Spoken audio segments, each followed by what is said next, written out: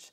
When you look at South Sudan, for example, that's a new country, you can't see that on a satellite image because international borders do not follow physical geography.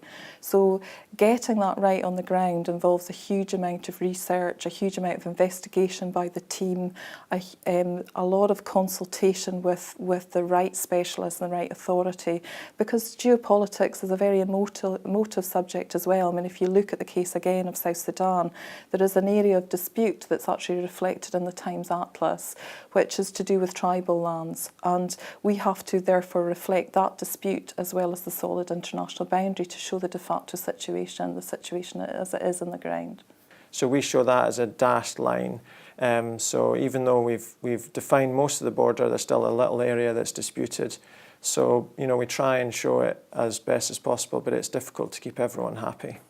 One of the things that I find really interesting is the amount of additional information that we've actually put into the book itself.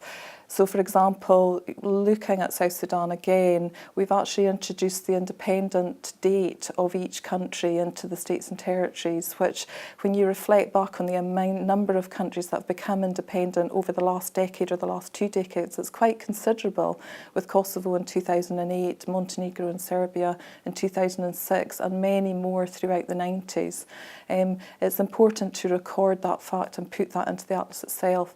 The other area of the Times Atlas of the World that I find really interesting, and this is a new edition, is the biodiversity section in the thematics. It's this type of information and how our world is changing and the volume of changing that's actually reflected in the thematics, and I think that's certainly one of the areas that I find of high interest.